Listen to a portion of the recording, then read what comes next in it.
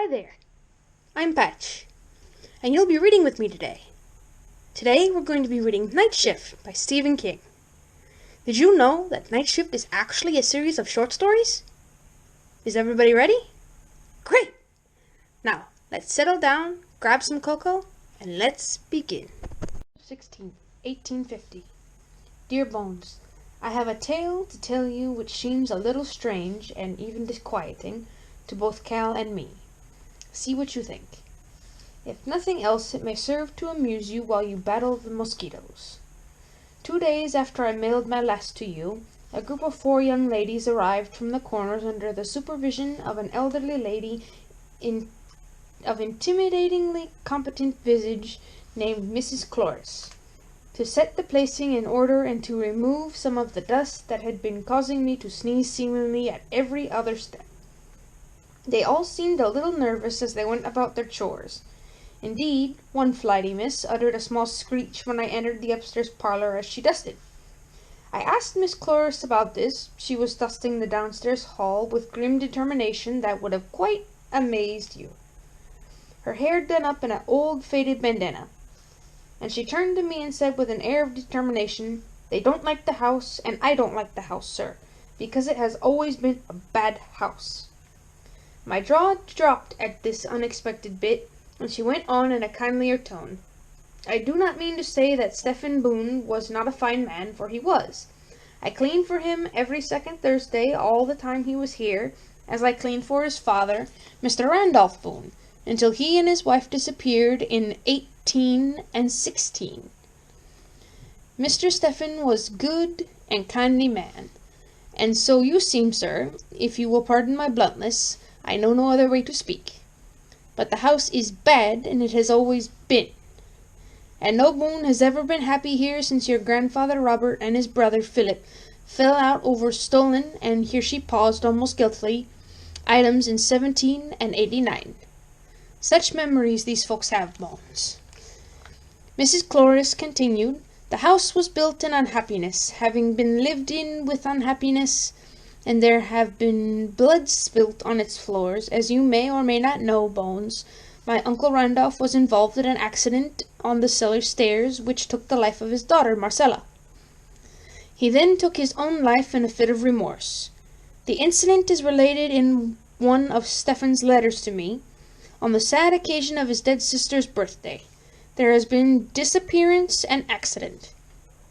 I have worked here, Mr. Boone, and I am neither blind nor deaf. I've heard awful sounds in the walls, sir, awful sounds, thumpings and crashings, and once a strange wailing that was half laughter. It fair made my blood curdle. It's a dark place, sir." And there she halted, perhaps afraid she had spoken too much.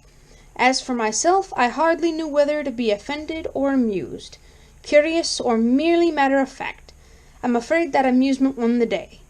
"And what do you suspect, Mrs. Cloris? Ghosts rattling chains?" But she only looked at me oddly. "Ghosts there may be, but it's not ghosts that walk in the walls. It's not ghosts that wail and blubber like the damned and crash and blunder away in the darkness. It's—" "Come, Mrs. Cloris," I prompted her. "You've come this far, now you finish what you've begun." The strangest expression of terror, pique, and, I would swear to it, religious awe passed over her face. "Some die not," she whispered. "Some live in the twilight shadows between to serve him." And that was the end. For some minutes I continued to tax her, but she grew only more obstinate and would say no more. At last I desisted, fearing she might gather herself up and quit the premises. This is the end of one episode, but a second occurred the following evening. Calvin had laid a fire downstairs, and I was sitting in the living room, drowsing over a copy of the Intelligencer, and listening to the sound of wind-driven rain on the large bay window. I felt comfortable as only one can on such a night, when all is miserable outside and all is warmth and comfort inside. But a moment later Cal appeared at the door, looking excited and a bit nervous. "Are you awake, sir?" he asked. "Barely," I said. "What is it?" "I found something upstairs that I think you should see," he responded, with the same air of suppressed excitement. I got up and followed him. As we climbed the wide stairs, Calvin said, "I was reading a book in the upstairs study, a rather strange one, when I heard a noise in the wall." "Rats," I said. "Is that all?" He paused on the landing, looking at me solemnly. The lamp he held cast weird, lurking shadows on the dark draperies and on the half-seen portraits that seemed now to leer rather than smile. Outside, the wind rose to a brief scream and then subsided grudgingly. "Not rats," Cal said. There was a kind of blundering, thudding sound from behind the bookcases, then a horrible gurgling, horrible, sir, and scratching as if something were struggling to get out, to get at me. You can imagine my amazement, Bones. Calvin is not the type to give way to hysterical flights of imagination. It began to seem that there was a mystery here after all, and perhaps an ugly one indeed. "What then?" I asked him. We had resumed down the hall, and I could see the light from the study spilling forth into the floor of the gallery. I viewed it with some trepidation. The night seemed no longer comfortable. The scratching noise stopped.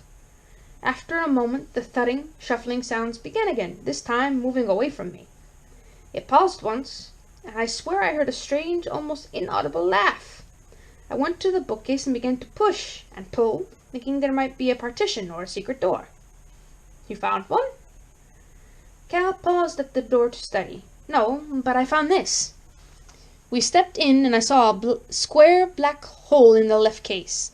The books at that point were nothing but dummies, and what Cal had found was a small hiding place. I flashed my lamp within it and saw nothing but a thick fall of dust which must have been decades old.